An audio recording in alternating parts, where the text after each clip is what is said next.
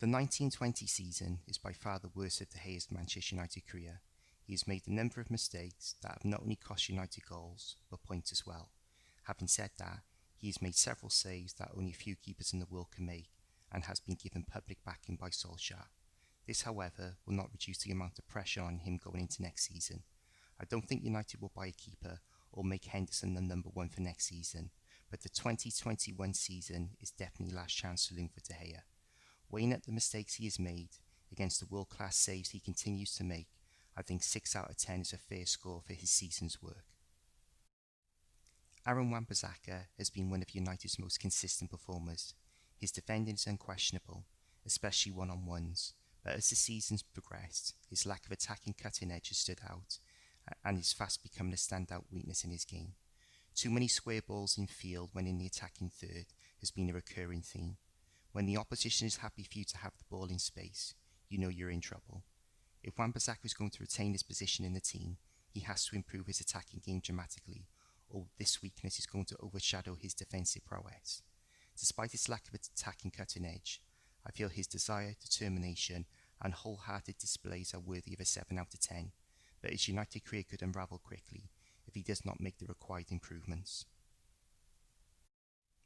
When United bought Maguire, I honestly felt we had bought a defender in the same league as Bruce and Vidic.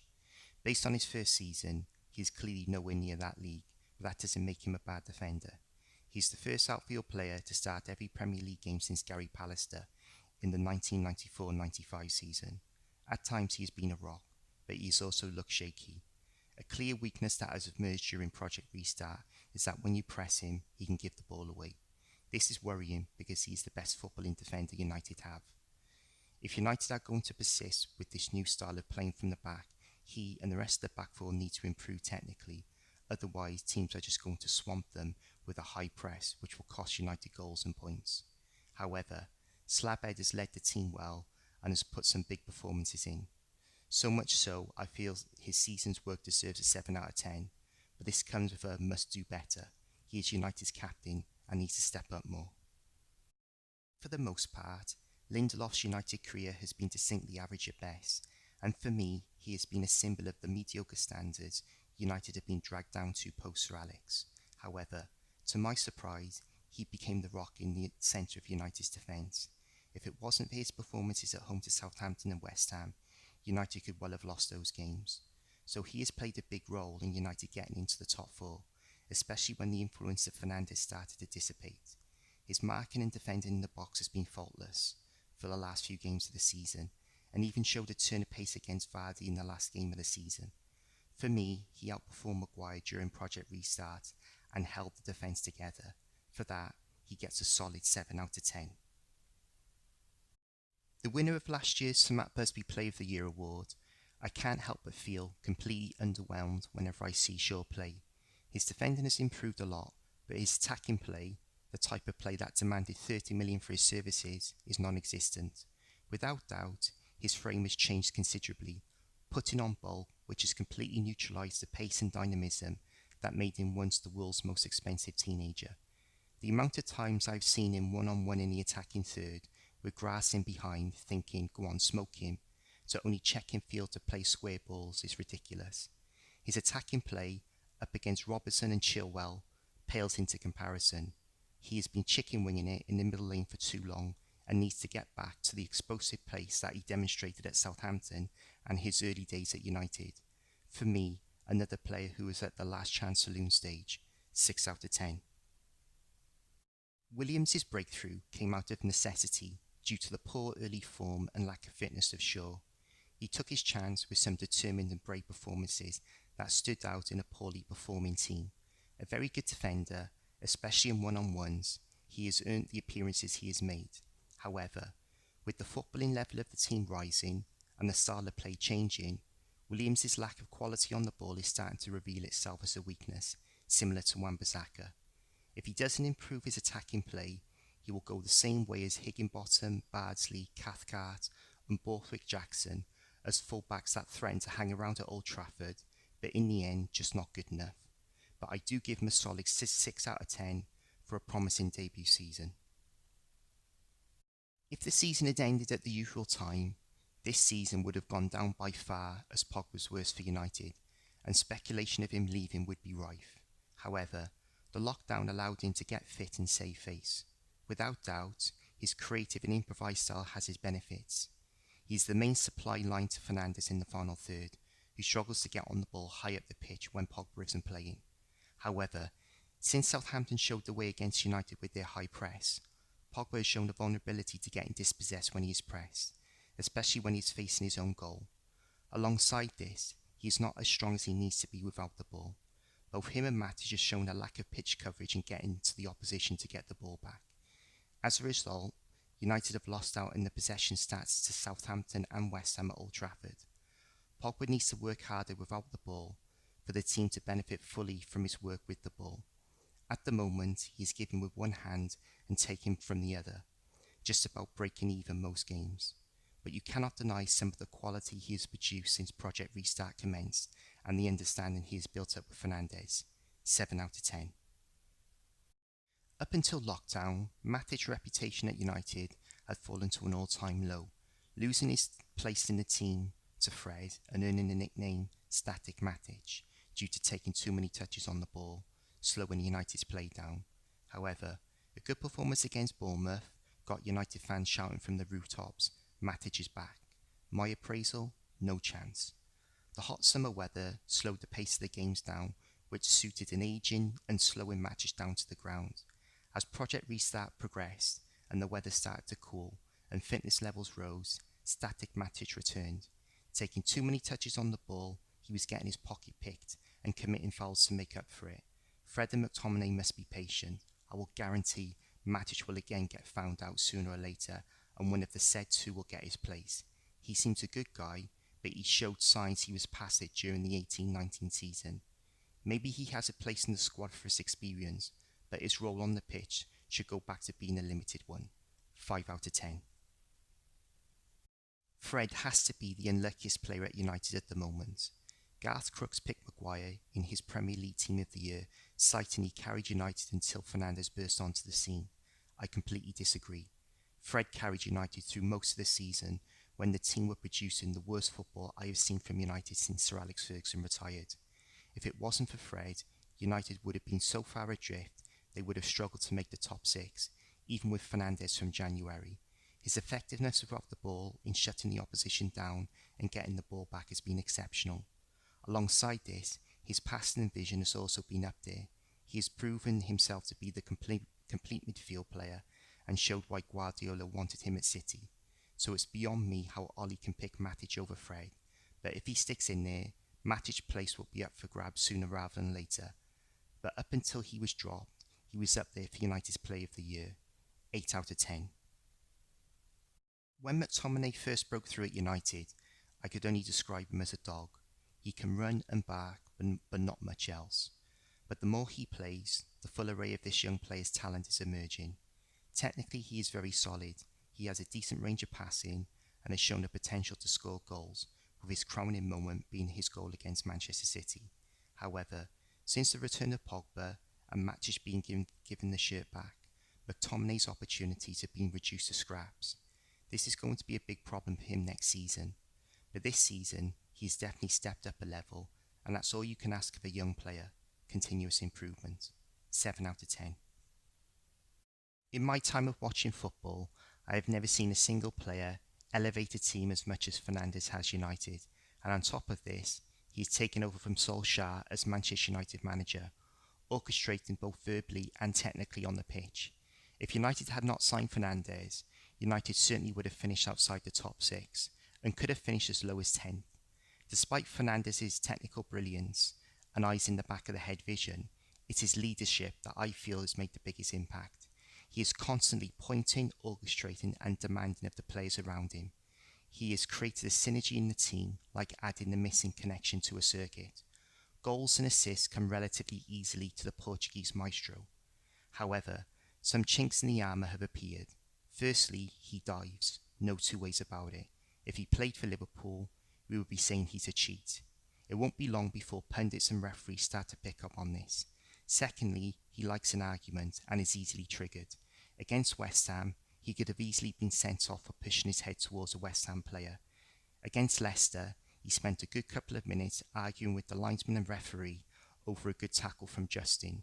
The consequence of this will be the whole of the Premier League trying to wind him up, so he can expect plenty of verbals and rough treatment next season. In the last game of the season, indeed he closed him down, and although Fernandes got the ball away, he continued his run and knocked Fernandes to the floor. So if Fernandes doesn't stop the theatrics and control his temperament, expect bookings for diving and possibly sendings off for his out of proportion reactions to nothing situations. If it wasn't for the diving and arguing, it would have been 10 out of 10, but 8 out of 10 is a good start to his United career. Daniel James started the season really well, forcing his way into the starting lineup with some impressive goals and assists. In fact, in the first part of the season, he was one of only a few shining lights for United. However, 3 issues materialised that scuppered his season. The first was the emergence of Rashford as a left-sided player. James is much better playing on the left because one of his main strengths is cutting in from the left and shaping those shots into the far corner. The second issue was the fact that Ollie overplayed him, which seriously affected his performances. Despite starting the season 22 years of age, it's only his second full season as a professional. The season before with Swansea in the Championship was his first full season as a first-team regular, so Ollie should have managed him better and pulled him out from time to time. The third issue was the change in direction United took at the start of Project Restart. A counter-attacking style suits James more because it gives him more space to run into. He is very much a straight-line mover and lacks the more lateral and subtle movement that Greenwood possesses. If James is to stick around, he needs to demonstrate that he has the technical ability and the football brain to play in a team that plays a more progressive style and not just a smash and grab style. He did this at Swansea, who are an excellent footballing team, but that was in the Championship. Just like Wan-Bissaka and Williams, he needs to show he has the dimensions to his game to succeed at a top club. Started promising but faded, 6 out of 10. At last, Rashford has made a position his own. At this level, he hasn't got enough goals in him playing through the middle, but attacking from the left, he is a different proposition. His best return by far for goals and assists, but it's his performances and goals in the big games that have stood out, so this isn't just another flat track bully. For the most part, he wasn't at his best during Project Restart, probably down to his incredible off-field efforts, but his performance and goal against Crystal Palace was phenomenal. Good season, 8 out of 10. Like Rashford, Martial has now nailed down a spot in a position where he is at his best. From the left, his delivery was poor and he wasn't a real goal threat. Through the middle, he has proven to be a different animal. Pace, power and finishing ability. He is now getting back to the player that we first signed. My only question mark is, why has it taken 4 years to surpass his first season's tally of goals where he started the season as a teenager? Personally, there is still a little distrust around him. Until he puts a full season together, I still have my doubts as to whether he has the minerals to be a world-class striker. 7 out of 10. Without doubt, Greenwood is the best individual talent to come out of United's youth ranks since Giggs. It's incredible how much of an impact he has made, especially considering Ollie only gave him scraps in the first half of the season. He had to pull at some trees to convince Ollie he was ready and should have been given a nod earlier. He became the first player to score 10 Premier League goals in a season as a teenager since Lukaku scored 14 in the 2012-13 season, and the first English teenager since Rooney, who scored 11 in the 2004-05 season. His emergence should put serious question marks over whether to even attempt to sign Sancho now. I think he is a superior football talent to Sancho. He has a superior football brain and intelligence on the pitch, which is why he doesn't need a script of pointless ball skills which are only good for YouTube compilations. His ability to find space, accept the ball in tight areas, and play with his back to goal, on the half turn or facing goal separates him from Sancho in my opinion. It would be a travesty if Sancho disrupted Greenwood's development, but Sancho would be a handy sub. The best debut season I've seen for a while, 9 out of 10. Ighalo's arrival was subject to ridicule, bringing a player in on loan from Chinese football on deadline day. However, Woodward's inability to negotiate his way out of a phone box is not Ighalo's fault. Even though his Premier League appearances have been limited, just his presence on the bench as an option if needed has been valuable, and let's not forget he has scored one of United's goals of the season with his strike against Lask. Eric Bailly has the pace and athleticism that United's regular centre-back partnership lack, but what he does lack is durability. His injury-prone body does not fit with a fully committed player that flies into challenges. The result? A lot of time out injured. I think most United fans know there is a player there, but he has to stay fit for a concerted period of time to fully prove his worth. Wan-Bissaka has had very few opportunities this season.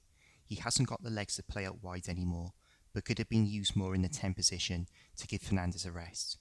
Poor squad management by Ollie by not utilising the full squad and using players like Mata more could have cost United. I fully expect next season to be Mata's last at United. Along with Angel Gomez, Dalot has been the most mistreated player at Old Trafford this season.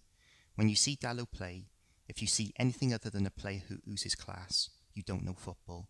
He's got too much ability to play fullback and has all the attributes to play right wing, great in one-on-ones and can deliver a good cross. With the right side of midfield being a problem area for United, he should have been utilised there more. To see Pereira, a holding midfield player, and Lingard, just a shit player, get the nod in that position over him is a joke. I hope he leaves and gets a proper manager to get the best out of him. This player has been a missed opportunity for United. The Devils' verdict overall squad score is 6 out of 10.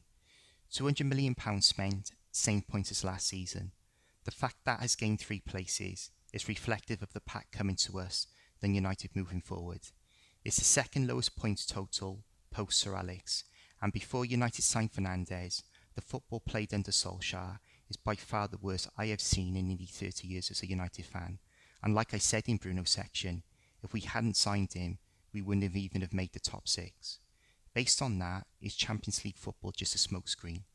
Regardless of yours or my opinion, there is a lot of work to be done, and United fans spunking in their pants at the prospect of signing Sancho, believing it will make United title challengers, are dreaming. United need at least 4 players to challenge. Give me your thoughts in the comments below on how you feel United's season has gone. As always, please like, subscribe and share, and I'll see you in the next video.